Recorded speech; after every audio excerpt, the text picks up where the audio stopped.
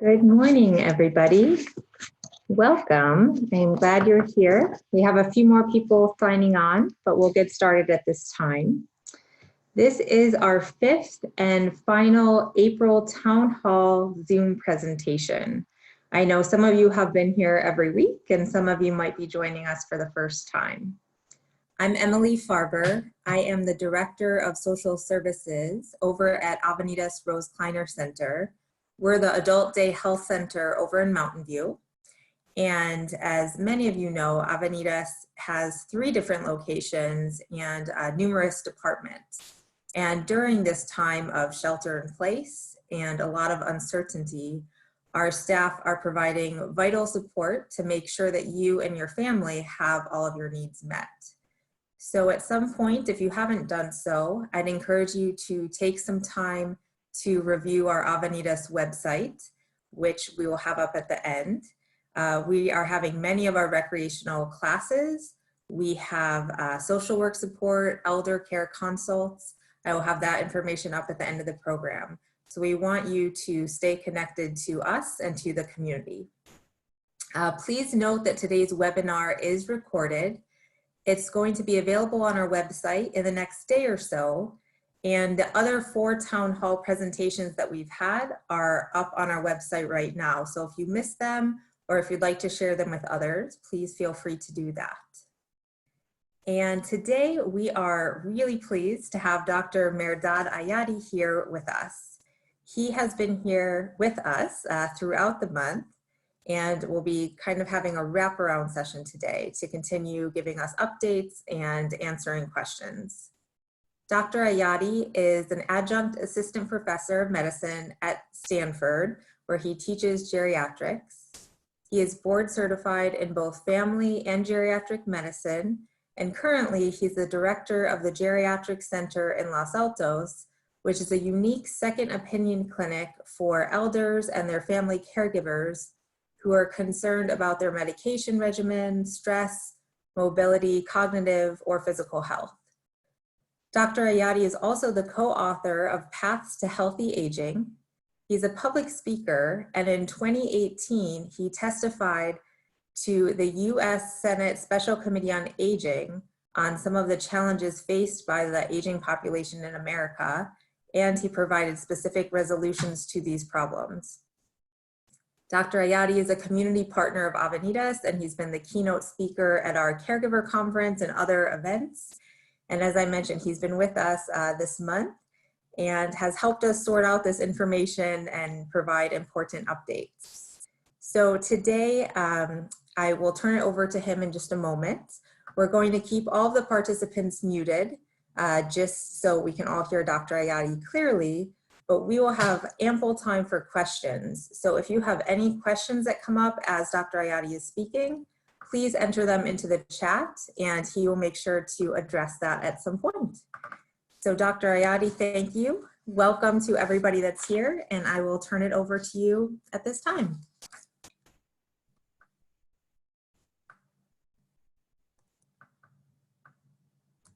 Perfect. Thank you so much, Emily. I appreciate it. Well, good morning, everyone. And again, it's such a privilege to be again with you all today. It's our last week of discussion. First of all, I have to really appreciate Avenidas about what they are putting all together for having this sessions for the last weeks when we all been in shelter in place. Again, I can't say because I've been every week there, but I think overall we had a great conversations in the last weeks in the different topics related to this situation with COVID-19 and coronavirus so far. Now, today it's just going to be more wrap up, and I'm very happy to answer the questions. I just wanted to quickly give some what we have learned so far from the beginning of this situation till today. And then we can discuss a little bit more about again, asking questions about what we're going to do after the post-COVID-19, which we're still not in after post-COVID-19. We are in, some people say middle, while some people say we're actually in the beginning of this pandemic. But overall, what we have learned so far is that from the time in Wuhan in December 2019, a city of the Hubei in province of China, when we had a series of interesting, rapid developing pneumonia, as we discussed. And it was kind of like mystery in the last fall for physicians there that why the people are developing so rapid progressive pneumonia. As we know in medicine, usually this kind of pneumonia is not bacterial pneumonia. It's viral infection has a tendency to develop so fast. And usually our body has ability to fight with bacterial pneumonia a little bit longer. And then we go to the very severe stages of the disease. But in viral infection, if we get pneumonia, usually the progression is very fast, especially in older adult people. But that was very interesting because what happened is, and as we discussed for the last weeks, in China, the first physicians that have been treating people, they found even the young people actually developing this virus so fast because they had a great experience with SARS, which because, again, acute respiratory syndrome in there in 2003. And that's why they've been kind of like knowing that this is probably a SARS. And this is why they've been thinking about SARS came back. And then when they look at the genome sequence of this virus, they found, oh, this is exactly the same virus. This is the full genome sequencing showing that this is exactly the family of beta coronavirus, the same, again, subgenus that caused this severe acute respiratory syndrome virus, which is SARS. But a little bit different clade on a structure, but definitely similar to what we're seeing originated from the bats. Now, I know that today there's a lot of discussion politically about that this is the virus is man-made coming from the labs. Who knows what is the origin? But what we've seen from the source of this virus is definitely very, very similar, 80 to 90% the one that is coming from the bats, and has a tendency to get the receptors, which we talked about it last time, angiotensin converting enzyme to get to the cell entry. And we had a kind of like another beta coronavirus, which we call MERS virus, that happens in Middle East. They call Middle East respiratory syndrome. That actually has been extremely fatal. It has a very high case fatality, but we've been very lucky because we're able to contain this virus so fast in that area without spreading all around the world. Maybe one of the reasons because this virus, the SARS-2 or COVID-19, which later we put the name of COVID-19, it's coming from the origin of Asia. And because of the globalization, because of the high transit of the people coming from this area to the rest of the world, because of the high level of the trades, this virus quickly spread all around the world, and a lot of people got infected. And that's probably one of the things that we see why this SARS-CoV-2 or COVID-19 makes the situation. Today, more than 3 million confirmed cases of the COVID-19 has been reported. Since the report of the first case of Wuhan and province of China in the end of 2019, more than 80,000 cases have been reported in China, with majority of them in exactly of that area and surrounding province. What we've seen so far, again, a joint World Health Organization, WHO, with China fact-finding mission, they late January and around early February 2020, they found this is the situation that is going to be pandemic, which is early in March has been announced all around the world. Now, every single place in this planet, except for Antarctica, they have COVID-19 cases. In US, COVID-19 and now reported in 50 cases, Washington, DC, and at least 4, we know, the territories as well. And as of today, we have something around more than 1 million cases in the United States, and sadly, we lost the lives of 60,000 people. And overall total death all around the world is around 220,000. In California, we have around 45,000 cases has been reported, and we have something around 1,800 deaths so far.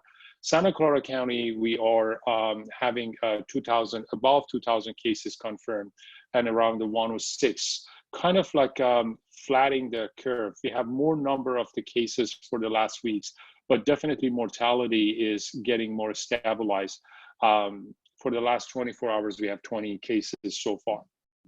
Now, what we learned, which I wanted to quickly again talk about it, because initially when this virus came, there was very questioning about, is it really person-to-person transmission? But we found later that it is. It is actually a person-to-person transmission, like influenza or many other virus infection as well.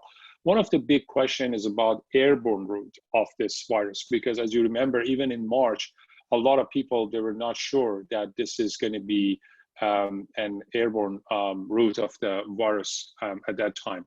But right now, we are 100% sure that this is definitely airborne. And as we knowing, which is less likely compared to influenza and any other viruses, even with talking or even with be close to the people that they have active infection, we have a possibility to get infection. This is kind of a scary part. This is why we have always the outbreak of influenza. But as I said in my last presentations, really the biggest concern is about asymptomatic people. Around the high number of this virus shedding, what we even seen these days in skilled nursing home, what we've seen these days in assisted living facilities, really the asymptomatic people like a staff, they're shedding the virus, and even with talking or with breathing next to you, they can easily make you infected. And that's one of the reasons that now there are big discussion all around the world that now we're going to open up the shelter in place gradually. The requirement is in most of the countries and even in many of the states that everybody should wear a mask. Now, wearing a mask is not going to be the solution. It doesn't mean that everybody has a mask, nobody else going to get infected. As we discussed before, the only mask that you have a high possibility that you're not getting any virus to your system, it will be N95 above, like face mask, surgical mask, or face cloths. They're not preventing you from not getting the infection if you're next to the person that has infection. But the nice thing about it, if somebody has this COVID-19 and they put the face mask or face cloth, there is a good chance that they're not going to get droplets all around the place. Like, for example, thinking about after a couple of weeks, you want to go to shopping and somebody has COVID-19, somebody's positive, or Ayati is positive, and you are next to me in the shopping center. If I have a face mask, even this regular face mask, it's a less chance that I'm actually gonna spreading the droplet all around the place. And that's at least can help to minimize the rapid spreading of this infection. And this is why it's highly recommend to everybody should have a face mask, especially in the place that we're not sure that social isolations can be really implemented. Like, for example, if you're walking in the street and you know that you're going to be away 6 feet from each other, there's not going to be an issue. You don't need to really have a face mask. If you are 6 feet from each other, you can walk, you can do. But as far as you start to talking conversation in kind of like less than 6 feet, then you have to kind of like thinking about there is a high possibility that person has a COVID-19 positive and they can actually spread the virus to you. This is why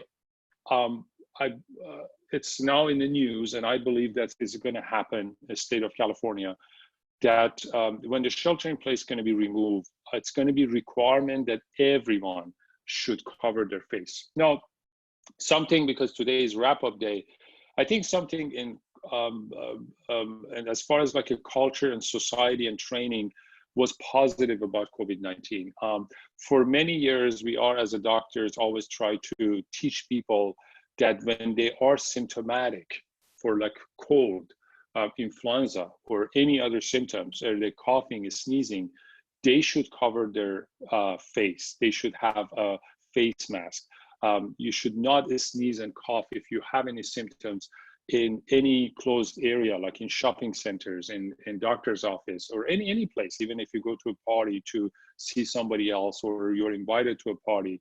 Even we have always this conversation in the schools as well. When the kids are sick, they should not go to the school. I mean, and this is something we always recommend to parents, but they didn't pay attention. I think one thing that COVID-19 at least did for us in the community is actually taught us that it is important that when we are sick, we should stay in isolation. We should not go to work. We should not make other people infected. We should cover or face or even change the technique of sneezing. I mean, used to people coughing and sneezing, but now a lot of the techniques, like for example, you need to sneeze and cough in your elbow when you are in front of other people. I think these are important. These are important practice that we're going to learn from COVID-19, because the COVID-19 is not the only virus that we're dealing now. As you probably know, in the next months, we are going toward the fall, late summer, fall. It's the time of the outbreak of many other respiratory viruses, RSV viruses, and influenza viruses. There are going to be a significant outbreak and actually high mortality as well. Influenza virus is still one of the big killers, and it has been for years. Now, I think now my feeling is this year we're going to have a less influenza outbreak, because the people are going to practice more social distancing and also cover their faces, wash their hands frequently. Many of these practices that we've done so far, it will be helpful for prevention of the outbreaks. I think even in a school, it's going to be helpful as well. But one of the things that we learned from this, again, that how long the persons can be infected when they are COVID-19 positive. We talk about it that people can be absolutely asymptomatic with no fever, no symptoms. We don't know why some people are that. We see many people, even older adult people, that they have dementia. I have personally some of my own patients that actually have COVID-19, and they're absolutely okay. They're asymptomatic, they're only positive, and they have no problem, and they're recovering very well. And that's something that we can learn, we can discuss about the COVID-19. That again, there's not doesn't mean that older adult people, they should have always symptomatic and worse symptoms. That's not true. They can have sometimes they're very asymptomatic as well, and they actually do very well. And even they have many other medical problems. But overall, some of the diseases in our body as we age, some of the chronic diseases, like if you have any vascular diseases like high blood pressure, we have coronary artery, we have diabetes, any of them, it can or somebody has emphysema, bronchitis, asthma, or somebody being a smoker in their life, it showed that they have higher mortality rate. We see globally, we see in Italy, we see in France, we see in United States. We also, we've seen that in China as well, and all around the world, Iran and Japan. Anybody has any of this comorbidity, there's higher chance that they go toward the ventilator, and a higher chance they may not able to get off the ventilator. But again, we have cases that they have cancer and they had a COVID-19 and they recovered. It's really person by person, individual, depends on the immune system. I will say the best word will be luck. Some people are very lucky and they're able to recover very well. We don't know why.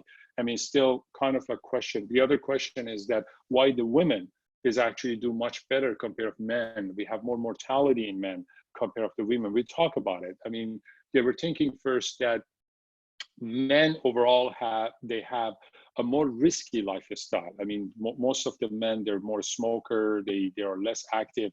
But the new theory is actually women overall, they have always a very alarming immune system. Actually, they have active immune system, which is true. This is why autoimmune disease is actually sometimes more common in women compared to men, because their immune system, because naturally they are supposed to be mother, they're supposed to have the child. I mean, always the immune system are in it designed from the beginning to be always in fighting mode. And this is why women overall, the immune system are more active or reactive to any foreigner coming to the system compared to men. We learn a lot that that definitely the age is one of the things that we talk about. We talk about the symptoms, that the people can have different symptoms. A fever is one of the things that we see, but again, not everybody has a fever. But if anybody goes to severe diseases, fever is one of them. But we have a different variety of the symptoms of fatigue, dry cough. Some of them has low appetite. Some of them has very bad muscle pain. One thing that I want to say that that we learned from many of the older adult people, especially in Italy and Europe, the one mutation of this virus more in European part in New York, that many older adults, they not necessarily have fever, they had altered change of mental status, or altered mental status, change of mental status. They've been more confused. They have some of the symptoms that is absolutely atypical, and they have COVID-19. This is why it is important for us as a clinician, and I wanted to share with you, if you or loved one has any of the symptoms, we have to pay attention. I think the questions Paula asked me one time, that if somebody has dementia, if we see a change of a status of the mental, like for example, they're more confused and delirium, can be the COVID-19? The answer is absolutely yes. This is exactly what I recommend right now when they ask me for a consult these days, that we have someone in the memory care, or we have loved one with dementia and has been more confused for the last days. I actually think about, first I try to rule out other things, like is urinary tract infection, this is something else is going on, is it a pain, is it the change of medication? But the other things that if I rule out all of them, then I actually suspect that that could be COVID-19, and I ask them to be tested for that. And this is something we need to pay attention to as far as like symptoms. Now, the course and complication of this disease, as we discussed, some of people may recover completely. Some of the people may go toward the severe disease and they go to again, ARDS, which we call adult respiratory syndrome, distress syndrome. And that's going to be kind of like a nightmare. It was an article in San Jose Mercury, they quoted me as well in that article. It was very interesting that what's the reason that people die of this situation. And it's a good review if you like to learn about it. And some of the other colleagues from Stanford also have the quote on and as well. Now, let's just say that we learn about this disease. A lot of people ask me about that. What about doing the blood test? I mean, because these days a lot of people do the blood test. Blood tests can be helpful for overall looking at the epidemiology of this disease. How many people actually got infected with this disease or not? Now they are kind of thinking about all the healthcare providers. They need to do the blood test to see if they've been exposed to it or not. I personally did a blood test last Friday at Stanford, and I found that I don't have any IgG, means I haven't been exposed to this virus yet. And if you are interested, there is a possibility that you can, but accuracy of this test is kind of like questioning. The blood test may be helpful, that kind of showing that what's the number of the people in our community they exposed to this virus. But it doesn't mean that somebody, like for example, if I develop IgG, which means that I got an infection weeks ago, even I was absolutely asymptomatic, I am immune. I have no problem. I can not wear any mask. I'm fine. I can do whatever I like to do. And I'm not going to be scared of anything community. That's not true. Coronavirus is the same as common cold. You never get immune to these viruses. The only viruses that you may able to get immunity, it's some of the DNA viruses. RNA viruses, you're not. RNA viruses are so tricky. They are changing the structure quickly. And that's because of the changing the structure so quickly, they mutate as well. There's not going to be any herd immunity with this RNA virus in our system. Like chicken pox, it's one of the viruses that when we are a child, if we get the chicken pox, then we're not going to get chicken pox for the rest of our life. The same thing for measles. Measles, if we get the measles, we're going to have immunity. Or if we get the vaccine of the measles, we're not going to get it, or rubella, or mumps. But for influenza, we get every year influenza vaccine, and we still get influenza. Why is that? Because it's so easy. This virus is mutate. But the good things about that, when you get the influenza vaccine, you are building some immunity in your system that even if you get the very severe infection, number one, you're not going to spreading this severe infection to the other people because your body is kind of like fighting inside, because some of the people they're not able to get the vaccine. Number two, we see in the study that people get influenza vaccine, they have less chance of mortality compared to people not getting influenza vaccine. Like this is exactly when everybody wants to get influenza vaccine. And a lot of people, they come and say, hey, Dr. Ayati, should I take influenza vaccine or not? Does it really work? I always said about this article, it doesn't mean it's going to protect you from influenza, but there is a higher chance if the one person get the vaccine, one person doesn't get, they both go into the ICU in the same day. The chance of the person got the vaccine to come alive, to be discharged alive from ICU is higher in comparison to someone that didn't get a vaccine. What's the reason? Because as we discussed, I think it was 2 weeks ago in my presentation, when you are exposing to something, you build memory cells in your immune system.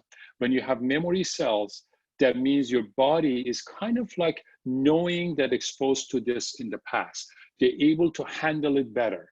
But if your body hasn't been exposed to it, you have not developed the memory cells. And that's why your body is kind of like go to the more attacking mode. And that situation, you may actually gonna go to more respiratory distress. I wanted to also say about that's what happened for the reason of this respiratory distress syndrome that we discussed is our body overreacting to it. Technically, your body, think about you have a military, and your military start to be overreacting, and they have the firearms, and they start to shooting. And if they are so overreact, they started to shooting tons of cells. And that's why we have inflammatory in our body, because our immune system's kind of like getting crazy. What we want, if our immune system not getting crazy, be active to fight, but not overreacting. If we have this balance, then we're able to get rid of the infection. If we don't have this balance, then we're gonna end up with lots of the dead cells in the battlefield, which we call cytokine storm. And the cytokine storm, which is because of our immune systems get overreacted, the cytokine storm causing many of this inflammation. And a consequence of the inflammation, we build tons of fluid in our lung. And this is the reason people die or they need to be on ventilator, because the lung, think about the empty balloon, is filled with the water and you cannot breathe anymore. Now, this is why vaccine is so important. And this is why the vaccine is important. And this is why everybody these days, they are thinking about vaccines for COVID-19. As you probably know, numerous vaccine candidates have been evaluated for prevention of COVID-19 all around the world. In England, they're doing it in Oxford University. They've been working on the SARS for many years. They have lots of experience, Chinese people as well. There's also the first vaccine to undergo preliminary study right now in humans in the United States. They are using the messenger RNA platform to see the expression of the viral on the spike protein that we discussed to see if we have immune response to it or not. But we are on their way. A lot of people, they are hoping that this maybe some of the companies, some of the countries, like especially in United Kingdom, they said maybe in late September, they've been able to have a vaccine in hand. It's not going to be prevent completely, but as we discussed, at least it may help to community that haven't been exposed to this virus, at least their immune system start to reacting. And in case if they get infection in the future, they're not going to go toward the very severe phase of this disease. These are all hope. I mean, the hope number one is that we get the vaccine in the next months, or maybe at least 6 months, which they are accelerating the speed of the vaccine development. And the number two is that if what we are as a human, we're going to be lucky. This virus, instead of just being mutating to be more virulent and more killer, mutate in a better way to be less killer. I mean, these are the two things, if you're very lucky, to happen in our community. Now, in our entire world. Now, as the shelter in place is going to be removed, what's going to happen? As you probably hear even from the governor of California and many places, it's not going to be on May 4th, everything's going to come back to normal. And it's absolutely wrong, is everything's going to come back to normal. Because it's a very high chance that we're going to face with the second wave. Especially, there is only one chance that we're not going to have a second wave. If we completely quarantine California state, means that we stop all the airports, we close all the airports, we're not going to let anybody come to California, not anybody actually leave the California. They can leave the California, but they're not able to come back. Anybody who comes to California from airports, from again, from the lands, they need to stay in either 14 days of quarantine, or they need to have the tests on the borders, rapid tests on the borders, or they need to test them and they need to keep them for 24 hours till the results going to come back. That's not possible. And you know, today with all the globalizations, economy, there's not going to be possible. Now, there is a discussion right now that, okay, well, Californian people, probably the people supposed to get infection, they already got it. And the people not getting it, okay, they haven't got it, but if there's no new people coming to this state, it's less likely that we're going to have a second wave. I completely agree with that. But the issue is that probably in the next couple of weeks, a lot of people will start to do business, they're traveling, and there is a possibility that this virus is going to move from one state to other state. And then when we have more people is going to be in the community, and especially if you're not able to do a social distancing practicing appropriately, there is a very, very high chance that we are facing with the second wave. Now, you probably hear the director of the CDC already warning about a higher chance of the second wave with the high mortality in fall and winter. That is a possibility because it's a respiratory virus. Respiratory virus, they have a very high chance in the cold weather to re-mutate again and reactive again. And especially they come. It doesn't matter if the people got an infection or not, it can come back to the new presentation. As the same thing every year we have with influenza. Technically, we have a new player right now in our world, which is so far we have this all viruses and now COVID-19 is added and brings the big fear. What we need to do is, I think as of now, the life for us, for everybody listening to me, should be changed. We need to continue to be cautious about our contacts. We need to definitely continue to do all the precaution measures when we go outside.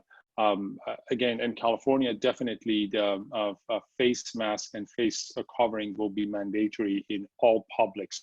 And that's going to be the situation that's going to happen. But even still, we're going to go for shopping, even when we go for, even for doctors. Most of the medical centers, they're going to start to do surgery as of May 4th, but not the clinics. Still, majority of the clinics will remain closed for the weeks till see how the situation in the community is going to be. If we have kind of like a more plateau numbers of the cases and the death, there's a possibility that all patient visits will be open. However, overall is recommended that all the outpatient visit is still be virtually through the video visit or telehealth visit, or the same thing that we are doing through the Zoom visit, because it's more wise to do that, because again, the chance of that you may get infection in the medical centers is still high. For surgeries and procedures, most of our local hospitals, they're doing extra precautions for safety of the patient. Still, there's not going to be any visitors for any family members in the hospital.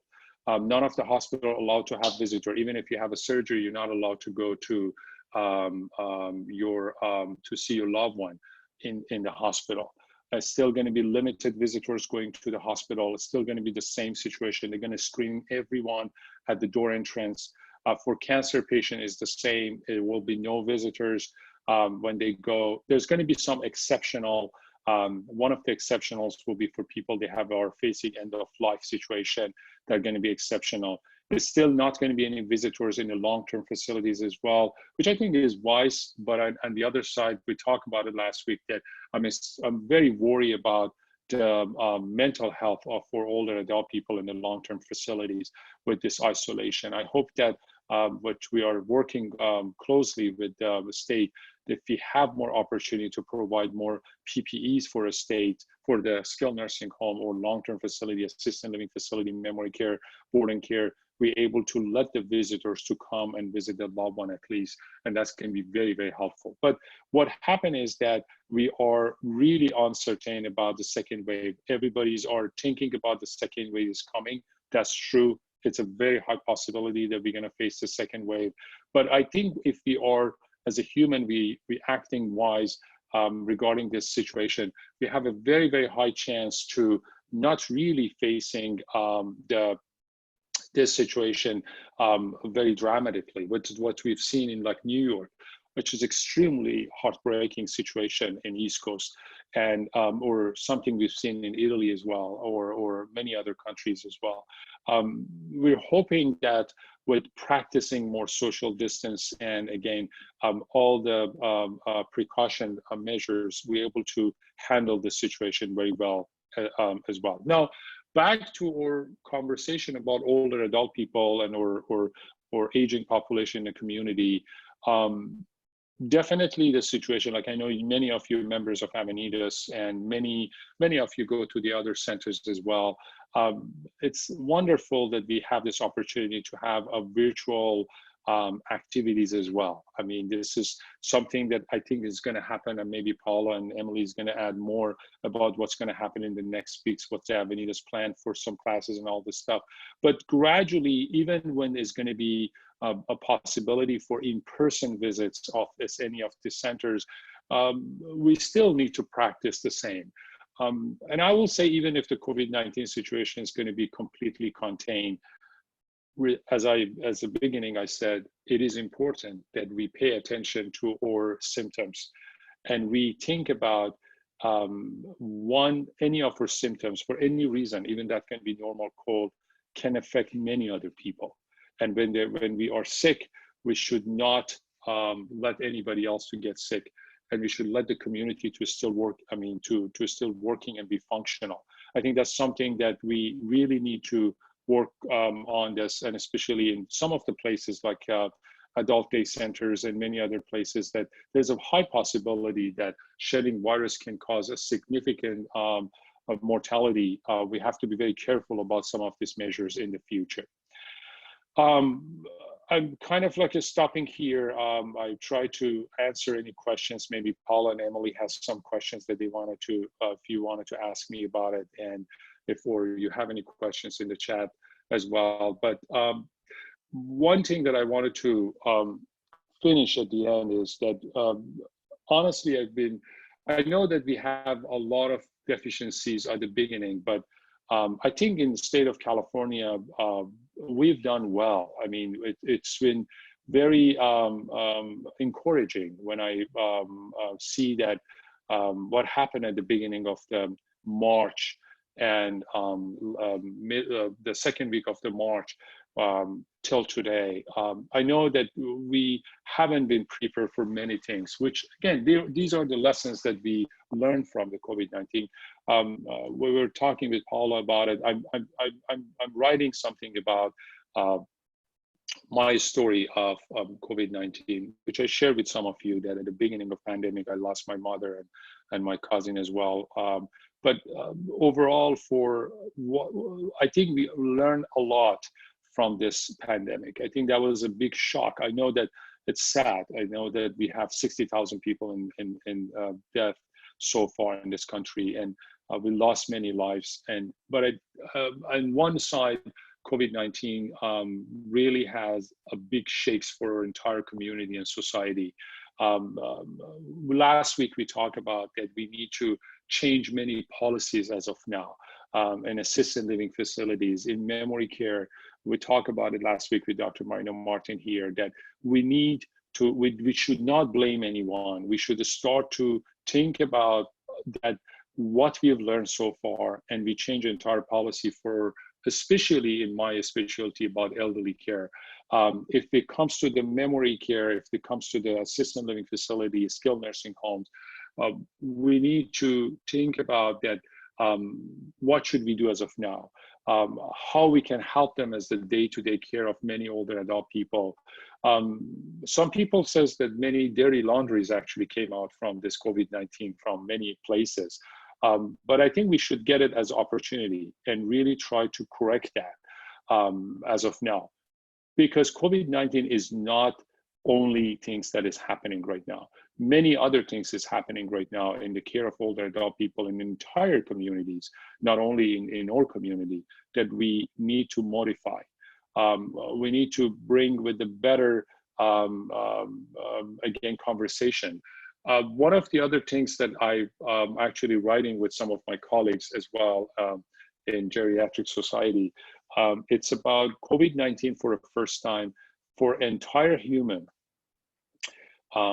brought death to us so closely. That's, I think with after Second World War, as we had a major advance in medical and surgical science, we thought that with modern medicine, there's no way that we're gonna die. But in reality, we actually found that very small virus can kill us easily, even in a matter of half a day or one day, no matter how much we have advancement in ventilators or resuscitation or ICU. It can even kill the doctors and can kill the nurses as well. It can kill the staff as well. The death became so close to humanity for, I think, for after many years. Maybe the last generations of people being on First and Second World War, they've been the people experienced death so close to themselves. But I think COVID-19 brought it so close to us. And maybe that's also a good opportunity for us to learn about our goals of cares in the future. It was the first time that I got many calls from people that they were telling me that if I'm gonna end up to that situation that I need to be on ventilator, I don't want to be there. I don't want to go to the hospital. I don't want to go to be on ICU and ventilator for 14 days. I really wanted that you help me that I go peacefully and comfortable. For people that before this COVID-19, they've been absolutely in denial and you were not able to have this discussion at all. It's not only happened in the United States. I'm constantly working on getting email and conversation from many of my colleagues in Europe as well. They had a similar experience as well. And even very interesting, I got this comments from younger people as well. The younger people for the first time, they were experiencing that, well, that's not only about older people, the young people also can die, which actually in our country, or majority of mortality now is happening in middle-aged people, not even very old people. And especially the cases we had in New York.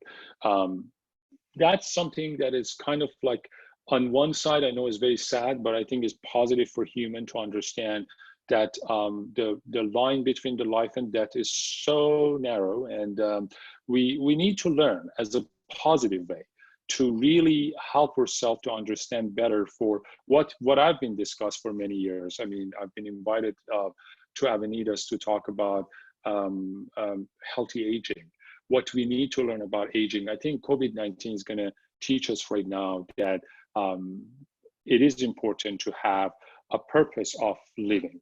While we are doing all this clinical care to help us to fight with the diseases, prevent the diseases and complication, at the same time, we really need to think about our future as well, in case that despite of everything we do, we're not able to fight with destiny, say, and that can happen to us anytime, even with a very small virus at COVID-19.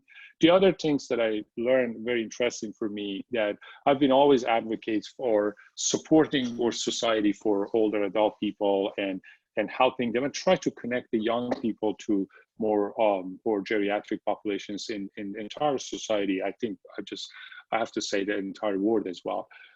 Some of the pictures I've seen was very encouraging. I remember the last day of before the shelter in place going to be active.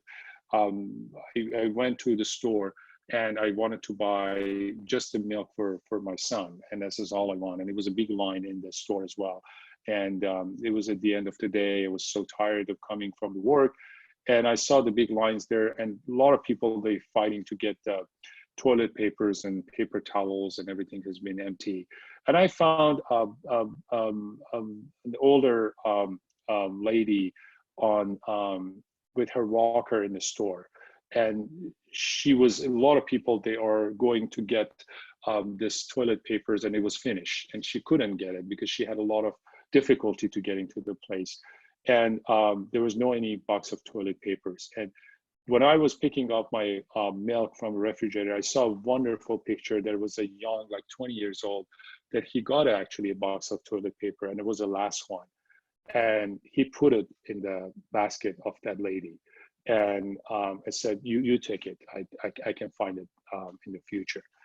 That was amazing for me. That was really encouraging for me to see that picture, that young people now, the first time they understand that how difficult it is, the situation for us when we are getting older. And through the community, I found many of the neighbors, they are calling their older neighbors to see if they need any help for shopping, groceries, and all this stuff. Something that it didn't happen in the past. It is the first time it's happening right now. And again, this is why I'm saying that this is exactly what I try to write all of them together as a story, that COVID-19 was a sad situation to our community. It has a lot of impact on economy and many things, but maybe it was a lesson that's supposed to happen to human, that we need each other. And for the first time, I think after all this modern life, computer, internet, and many things, COVID-19 taught us that without each other, we are nothing. And there's no way that we can survive by ourselves in the community. That's not possible. We all need to support each other. And this is really the best moments, which I think I personally learned from this COVID-19 so far. No, I'm going to stop here, and I'm going to see if there's any questions you have, or maybe Emily and Paula, they have some stuff that they wanted to discuss. I'll be happy to talk about it. Okay, Dr. Ayati, thank you so much. And I appreciate what you were saying at the end about people stepping up and reaching out and making those connections. We have had some questions come in. If you can take a look at the chat. Sure. Perfect. Or if not, I'm happy to read them as well. Yeah, absolutely. Let me just a second. Okay, number one. Okay, here it is. There you go. The risk of COVID-19 is always there, and someone can get it the second time. Then should high-risk people, old and with comorbidities, including COPD, asthma, continue to protect themselves once shelter in place has been lifted? Do such high-risk need to follow precaution, including masks, and rest of their lives? The word of the rest of their lives, I don't know. We don't know, because there's a possibility that we're able to contain this virus maybe in a period of a year or something like that. I will say that if we're going to be unlucky and this virus really going to still be active and virulent for a long time, then answer to your question will be yes. Then you need to have always the precaution for doing it. Let me tell you something. Before the COVID-19 happens, I've been taking care of many people with COPD, chronic obstructive pulmonary disease, asthma, elderly people. And even before that COVID-19, I always recommend them that they should have always the precaution measures when they go to any public places. Like for many of my patients that would have COPD, I'm always recommending them that they should wear a mask if they go to medical centers. If they go to a party that there's a lot of kids in there, or they have a grandchildren's going to come there and probably they have sickness coming, they have to be very careful, because people with COPD with a very small common cold virus, which is rhinovirus, it can turn to the very severe pneumonia. And it can be really life-threatening as well.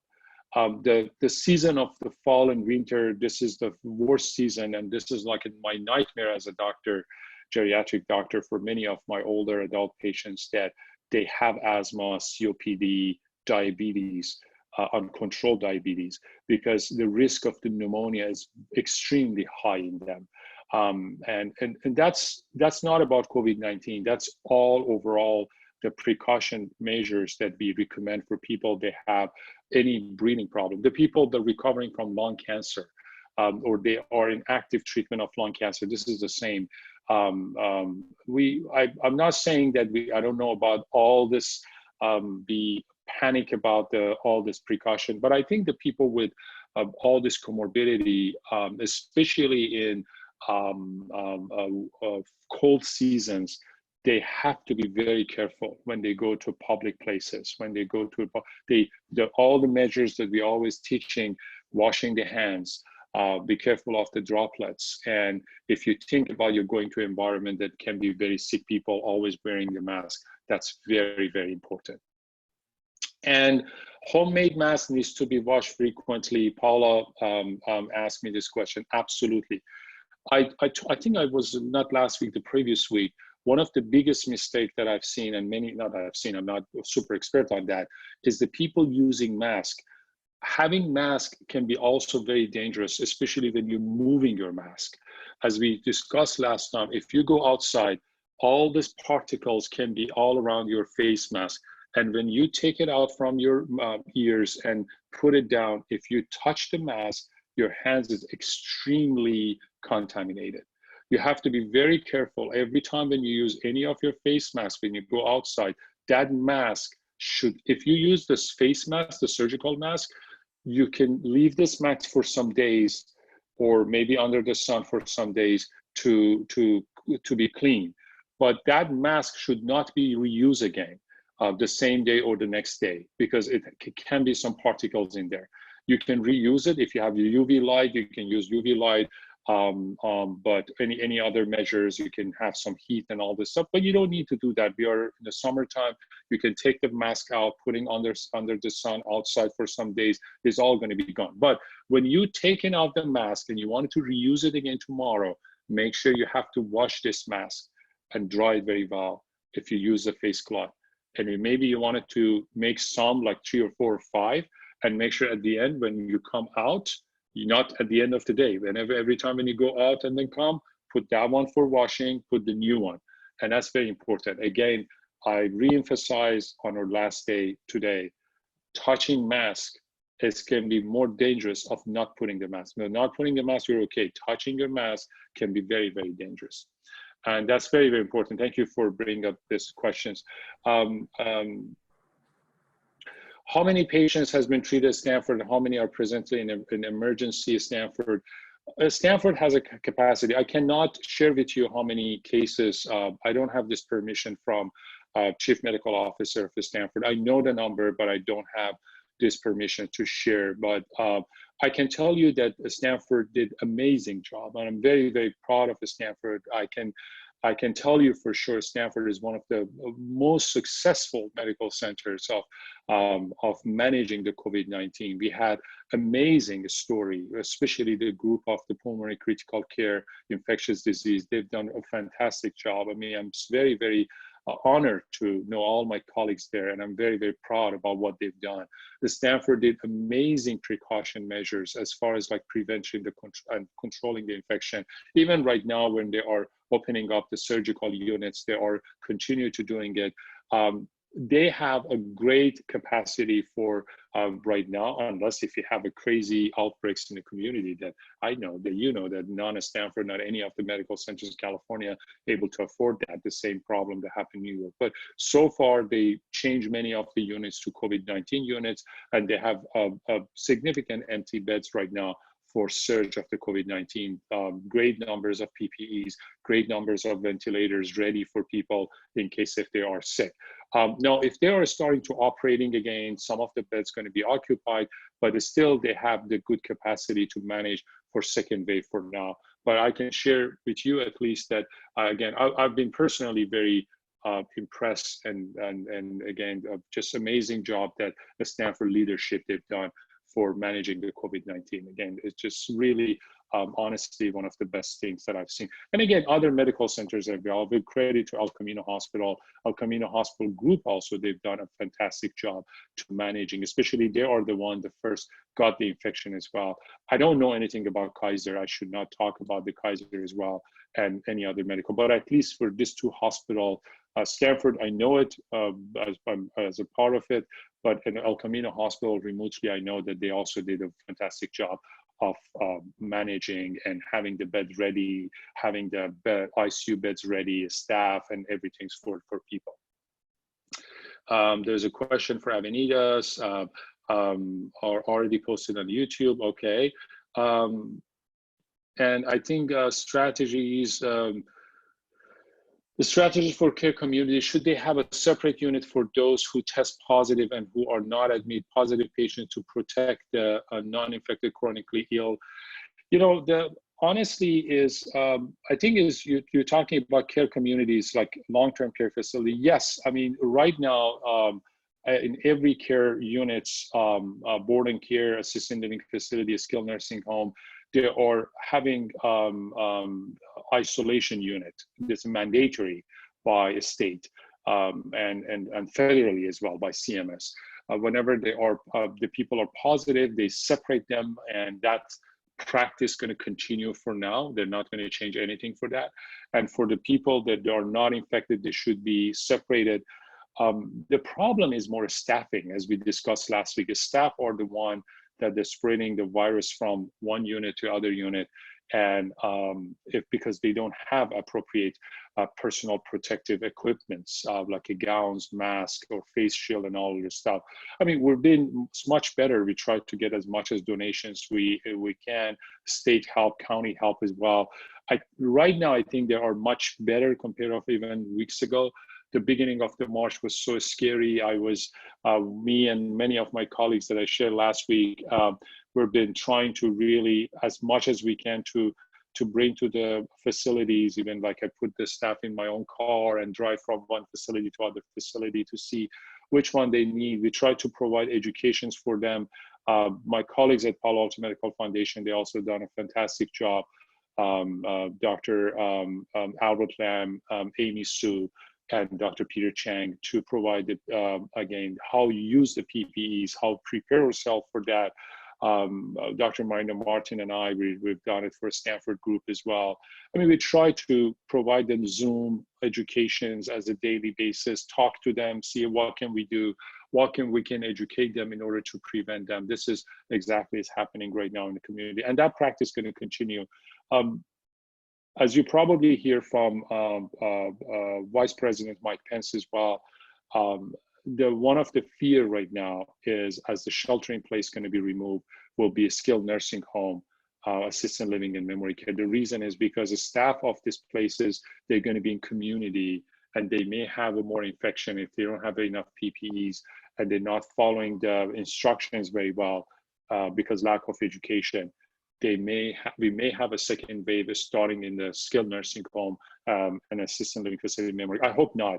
I hope that we do it with everything that we're doing right now. We're not going to see, at least in our community, right now. But I think nationally, this is something that for every single country, this is the big area of concern. Is there any other questions here for me? Emily, if you can help me.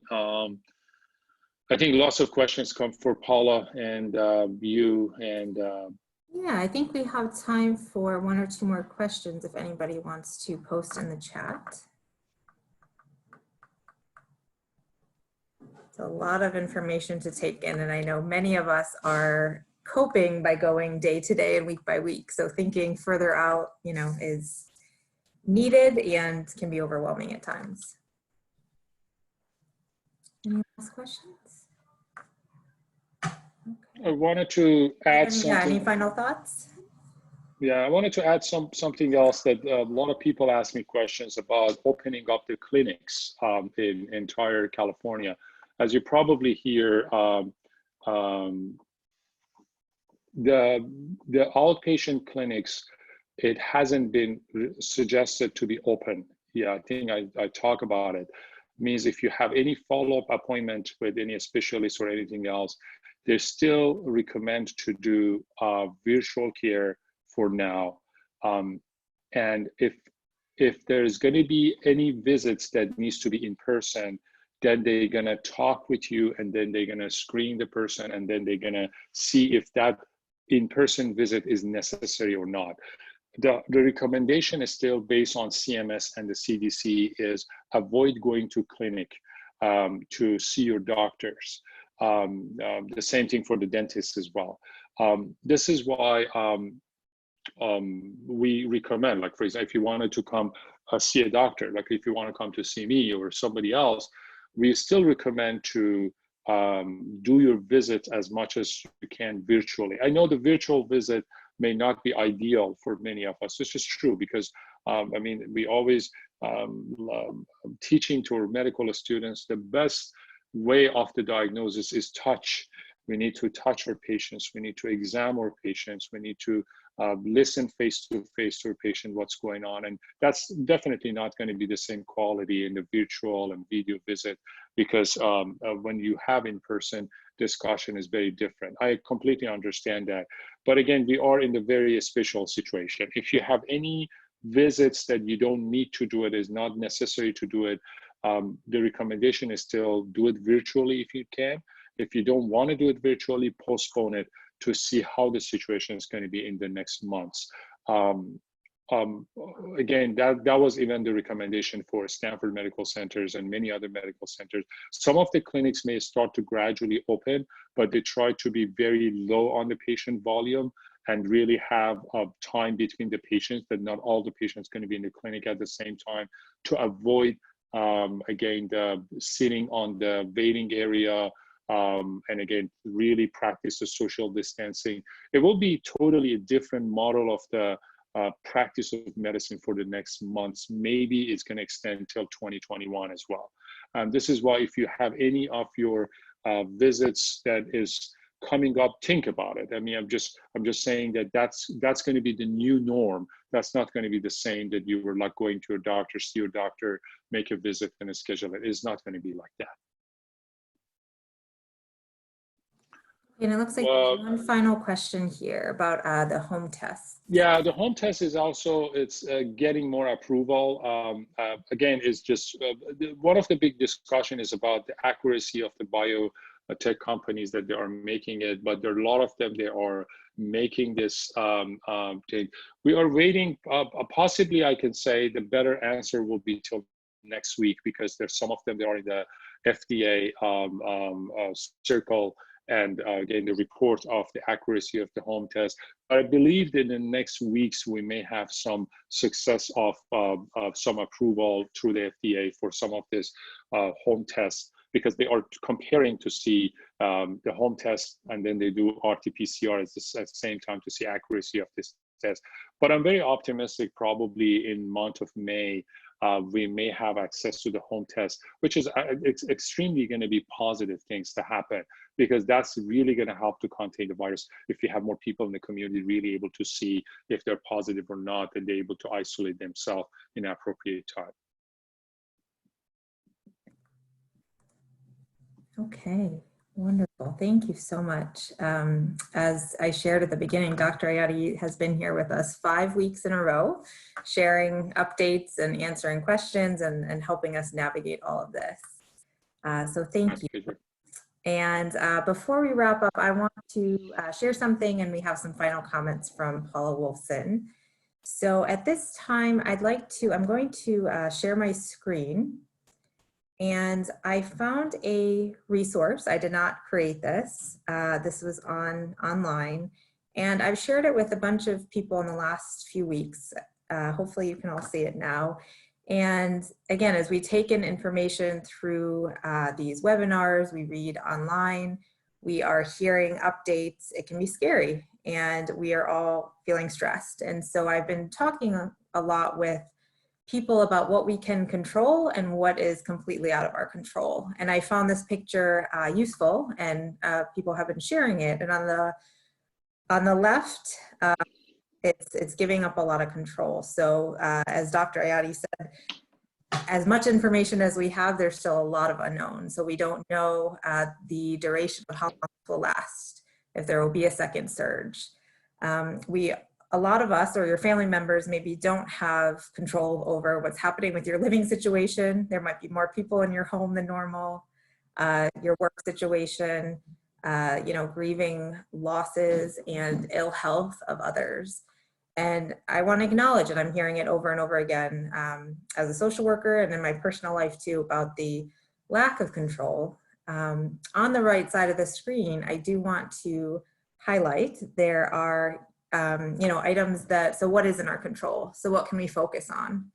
And mostly it's on ourselves and our own behaviors, and we can't change those around us, even if we really want to. You might be yelling at the TV some days, but we can work on our own behaviors and get outside safely and with masks, washing our hands, and working on personal care, which I know that phrase can be often overused, but I would encourage all of you to think about what that means for you, because it's not going to mean the same for all of us. So I like this picture, this image. It gives us some ideas and a starting point. I would encourage you also to maybe make your own list, add on to this. So what are some other things that you can't control right now and you are feeling angry and scared and frustrated? And add on to the list of things that you can control. And reaching out to loved ones, the one at the top there is a big one, or asking for help, or saying how you feel. And so I just wanted to have that up here, and it will be a part of our recording. And I've seen variations on this. So keep reaching out to each other. As Dr. Ayati shared, there are people who want to help and communities who are stepping up. On this last, oops, sorry, give me one moment here. I want to share the contact information for Avenidas. And that is because we want to be a part of that support system for you. So here is the information, again, our website, again, that will have many resources. It'll have our classes and information.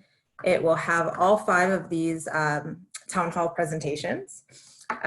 My contact information is up here, my email address. Please don't hesitate to contact me with any feedback or questions or anything that arises. And then on that second half of the screen, I have the contact information for Paula Wolfson.